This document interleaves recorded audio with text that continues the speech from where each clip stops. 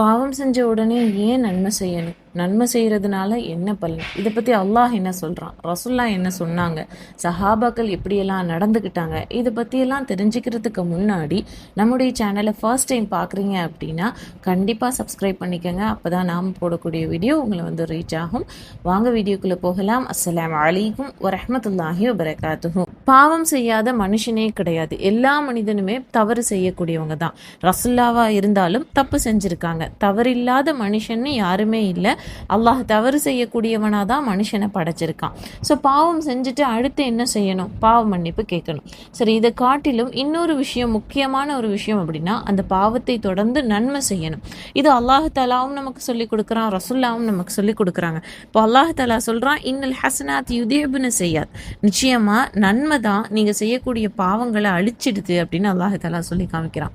இப்போ ஒரு தப்பு செஞ்சிட்டோம், நம்ம கோபப்படக்கூடாதுன்னு நினைப்போம், ஆனால் கோபம் வந்துடும். யார்கிட்டையும் ஃபோன் பேசும்போது யாரை பற்றியும் பேசிடக்கூடாதுன்னு நினைப்போம், ஆனால் அந்த சமயம் யாரை பற்றி பேசுகிற மாதிரி சூழ்நிலை ஏற்பட்டுரும். ஸோ புறம் பேசிட்டோமா, இல்லை நம்ம பாவம் செஞ்சிட்டோமா, பொய் பேசிட்டோமா, இந்த மாதிரி தவறுகள் செய்யும் போது நம்ம உடனே செய்ய வேண்டிய ஒரு காரியம், அல்லாஹ்விடத்துல பாவ மன்னிப்பு கேட்கறதோட அல்லாஹாலா சொல்லி காமிக்கிறான், இன்னல் ஹசனாத் யுதிஹிபுன செய்யாத். நிச்சயமா நன்மை தான் உங்களுடைய பாவங்களை நீக்கிடுது அப்படின்னு அல்லாஹாலா சொல்றான். ஸோ நம்ம ஏதாவது ஒரு தப்பு செஞ்சிட்டோங்கும்போது நம்ம நன்மையை அதிகப்படுத்தணும். இப்போ நன்மைகள் அப்படின்னா சதக்கா செய்யலாம். அதே மாதிரி நான் எப்போதும் குரான் ஒரு பேஜ் ஓதுறங்கும் போது அன்னைக்கு நீங்கள் 2 பேஜ் குரான் ஓதலாம், தஸ்பீஹ் அதிகப்படுத்தலாம். ஏன்னா அல்லாஹும் அதை தான் சொல்கிறான், இன்னல் ஹசனத்தில் யுதிஹிபுன செய்யாத். நிச்சயமாக நன்மைகள் தான் தீமைகளை அழிச்சிடுதுன்னு அல்லாஹ் சொல்கிறான் இல்லையா? பாவ மன்னிப்பு கேட்கறதோடு நம்ம செய்ய வேண்டிய ஒரு காரியம் நன்மைகளை அதிகப்படுத்துறது. அதே மாதிரி ரசுல்லாவுமே சொல்லி காமிக்கிறாங்க, இத்தகல்லாஹு ஹைசுமா குன்ட, எங்க இருந்தாலும் நீ அல்லாஹுவை பயந்துக்கோ. ஓ அத்தபி செய்யத்தில் ஹசனத்தை தம்ஹுஹா ஓ ஹாலிகன் நாசி பி ஹுல்கின் ஹசனா.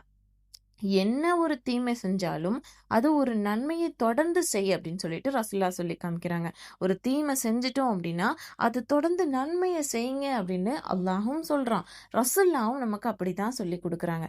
ஸோ நம்ம தீமை செஞ்சா என்ன செய்யணும்? பாவ மன்னிப்போட சேர்ந்து நன்மையை அதிகப்படுத்தணும் அப்படின்ற ஒரு விஷயம் நமக்கு தெரிஞ்சிருச்சு. ஸோ இதை சஹாபாக்கள் எப்படியெல்லாம் செஞ்சிருக்காங்கங்கிறத பார்க்கலாமா?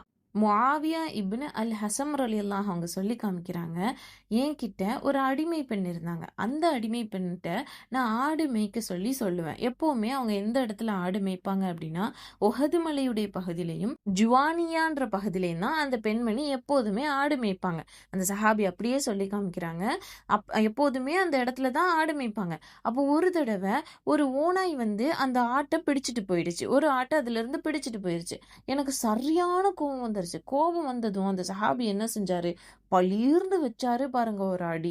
அடிச்சுட்டு அவருக்கு ரொம்ப கஷ்டமா போயிடுச்சு. அவரும் மனுஷன் தானே, அவரே தன்னை சொல்லி காமிக்கிறாரு, நானும் மனுஷன் தானே, கோபப்பட்டு அடிச்சிட்டேன். அடிச்சதும் அவருக்கு ரொம்ப மனசு கஷ்டமா போயிடுச்சு. கஷ்டமானதும் ரசுல்லா இடத்துலயே வர்றாரு, யார் ரசுல்லா, இந்த மாதிரி நடந்துச்சு, நான் அடிச்சிட்டேன். ஸோ நான் முஸ்லீமான ஒருத்தவங்களை அடிமையை விடுதலை செய்யணும்னு நினைக்கிறேன். ஸோ வந்து இதே பெண்ணையே நான் விடுதலை செய்யலாமா அப்படின்றத கேட்குறாங்க. ஏன்னா அவருடைய அடிமை தானே. ஸோ ரசுல்லா என்ன சொல்றாங்க, நீங்க போய் அந்த பெண்மணியை கூட்டிட்டு வாங்க அப்படின்னு சொல்லி சொல்றாங்க. இவர் என்ன நினைச்சாரு, மீனான ஒரு முஸ்லீமான ஒரு பெண்ணை விடுதலை செய்யணும் தானே, ஒரு அடிமையை விடுதலை செய்யணும்னு நினைக்கிறார்கள். அவங்க இடத்துல, அந்த பெண்மணி இடத்துல ரசுல்லா ஒரு கொஸ்டின் கேட்குறாங்க, அல்லாஹ் எங்க இருக்கா அப்படின்றத கேட்குறாங்க. அப்போ அந்த பெண்மணி சொல்றாங்க, அல்லாஹ் வானத்துல இருக்கான் அப்படின்றத சொல்றாங்க. அதுக்கப்புறம் கேட்குறாங்க, நான் யாரு அப்படின்னு சொல்லி கேட்குறாங்க. நீங்க அல்லாஹுடைய தூதர் அப்படின்றதையும் சொல்றாங்க. ஸோ ஒரு முஸ்லீம் கண்டிப்பா நம்பிக்கை கொள்ள வேண்டிய விஷயம் இந்த 2 இல்லையா? ஸோ அதை அந்த பெண்மணி சொன்னதும், நீ கண்டிப்பா இவங்களை விடுதலை செய்யலாம். ஏன்னா அவருடைய நேர்த்தி ஒரு மீனான ஒரு ஒரு பெண்ணை, ஒரு அடிமையை விடுதலை செய்யணும்னு தானே நினைக்கிறாரு. ஸோ நீ கண்டிப்பா இந்த பெண்ணை விடுதலை செய்யலாம் அப்படின்றத ரசுல்லா சொல்லி காமிக்கிறாங்க.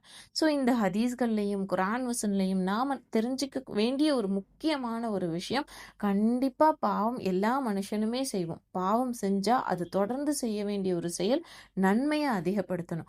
நாமளும் தப்பு செய்யறோன்றது நமக்கு தெரியும். அப்படி செய்யும் போது நாம எப்போதும் செய்யற நன்மைகளை காட்டிலும் கொஞ்சம் கூடுதலா செய்ய ஆரம்பிப்போம். நம்ம தப்பு செஞ்சிட்டோங்கும் போது நம்ம மனசு கஷ்டப்படுதா, போய் நன்மை ஏதாவது முற்படுத்துவோம். இன்னைக்கு நம்ம அடிமையை விடுதலை செய்யற அளவுக்கு இன்னைக்கான சூழ்நிலைகள் அப்படி இல்லை, அடிமைகள் யாருமே கிடையாது.